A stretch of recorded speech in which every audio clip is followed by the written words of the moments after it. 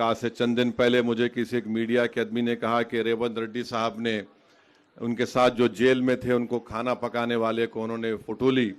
तो मैंने कहा रेवंत रेड्डी का कमिटमेंट है, रेवंत रेड्डी किसी को भूलते नहीं है, और तो मैं उनका भी शुक्रिया अदा करूंगा कि आप अपने जेल के साथी को नहीं भूले। वेरी गुड, ऐसा ही होना चाहिए। देखिए, सियासतदान जेल को जाते हैं, अब नहीं मालूम बहुत से लोग नहीं गए, यहाँ पर जाना भी चाहिए, उन लोगों को अंदाजा होगा, तो इसमें कोई डबल मीनिंग नहीं है। मगर जेल को जब आप जाते हैं तो आप जेल के साथियों को नहीं भूलते।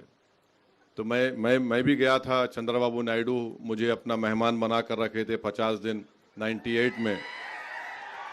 तो वो जो जेल में जो लोगों से आपकी मुलाकात होती तो आप भूलते नहीं उनको, क्योंकि ये हर सियासी लीडर को जेल जाना पड़ता, चाहे वो कोई बड़े से बड़ा हो। जेल जाने के बाद उसको तकलीफ का अंदाज़ा होता। तो अब नहीं मालूम कितने लोग जाएंगे नहीं जाएंगे, मेरे को नहीं मालूम, मगर ये अच्छी चीज़ है कि chief minister Revanth Reddy chief minister बन गए, मगर उन्होंने उस शख्स को नहीं भूला। मुझे यकीन है कि आप जो लोग आपको वोट डालकर आपको चीफ मिनिस्टर बनाए, जिन्होंने आपसे अपनी बड़ी उम्मीदें वाबस्ता रखी हैं, हम अल्लाह से दुआ भी करते हैं कि आप उनकी उम्मीदों को पूरा करेंगे। और हम तो यही चाहेंगे कि आप फिर से आगे बढ़ें,